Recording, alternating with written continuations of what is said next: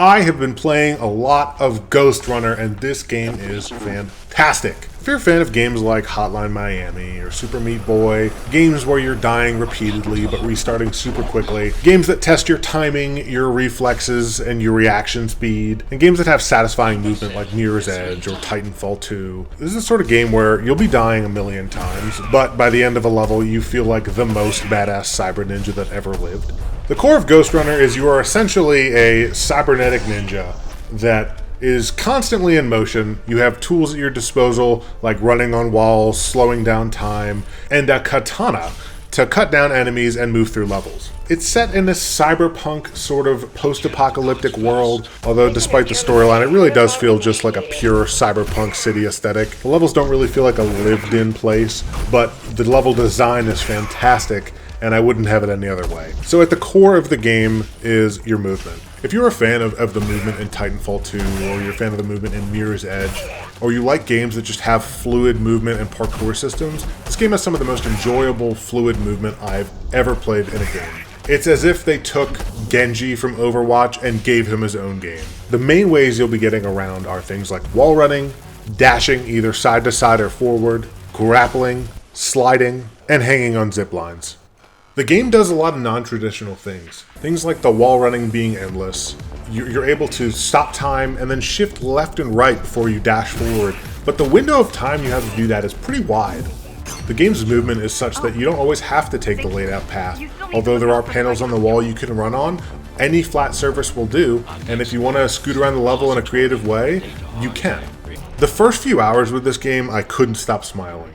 The fluidity to all the movements, sliding down a slope, jumping up onto a wall, grappling, wall running again, and then running into someone and chopping their head off with a katana is like endlessly satisfying.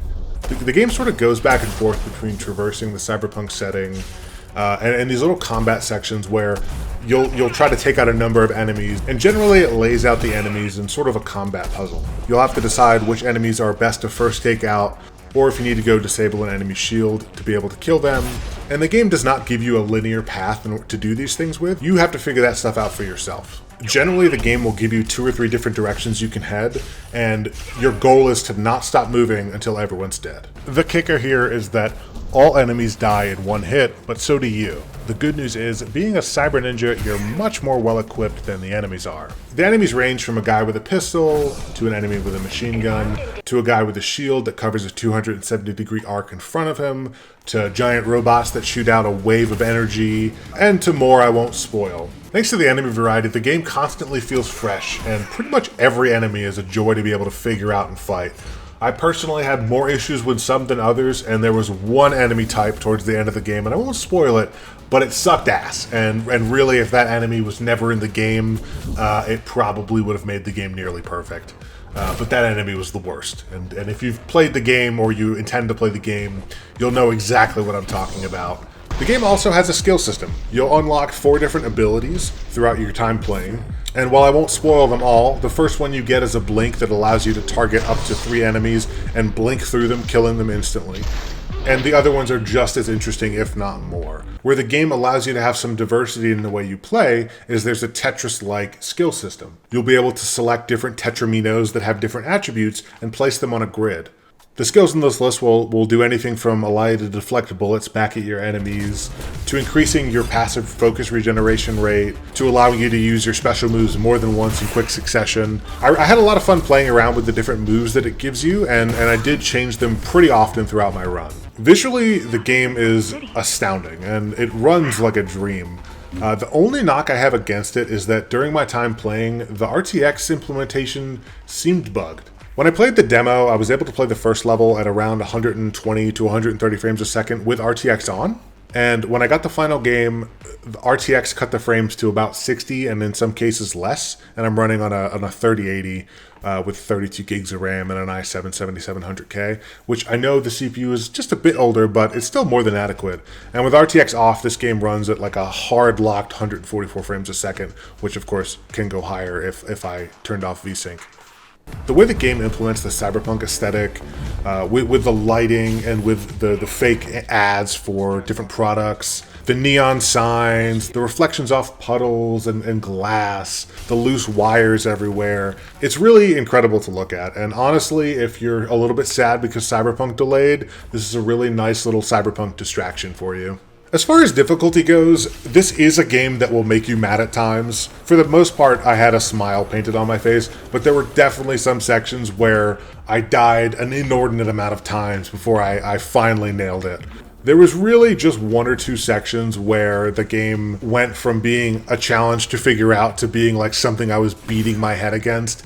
And one of those things was a boss fight that is ridiculous, and I think I died 300 times on. And the other part was just a random enemy section that I just couldn't quite figure out.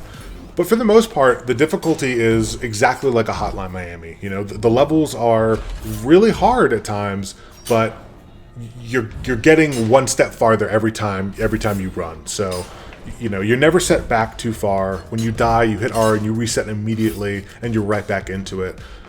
You know, you can die upwards of like 10 times in a minute or more, you know, but the rate that it's putting you back into the action makes those totally negligible, and it doesn't feel punishing to die. Throughout the game, there's different collectibles to find, so if you're someone who likes to explore, if you're someone who wants replay value, I collected probably 30% of the collectibles throughout the game. There's things like sword skins to find, voice memos, and random other relics throughout the world.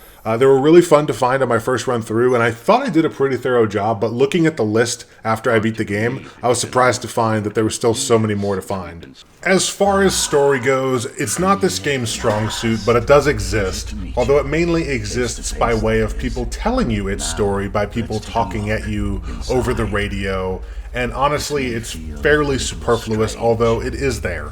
Overall, I would say 95% of the time, Ghostrunner nails exactly what it's going for, and that is to be a very kinetic and fast-paced game where you're always in motion, you're always feeling like a badass cyber ninja, and while you're doing so, exploring the world and traversing is just so much fun. There's a couple sections of the game that hold it back, but overall I really enjoyed my 10 hours that I spent completing the game. If you're watching this video and seeing the gameplay and thinking that it looks like fun, it is, and if that's the kind of game that you're into playing, don't hesitate to pick it up. And there's also a demo out there. There's really no reason not to give it a shot if it looks interesting. Honestly, this one gets a recommend from me. Thank you for watching. I will see you in the next video.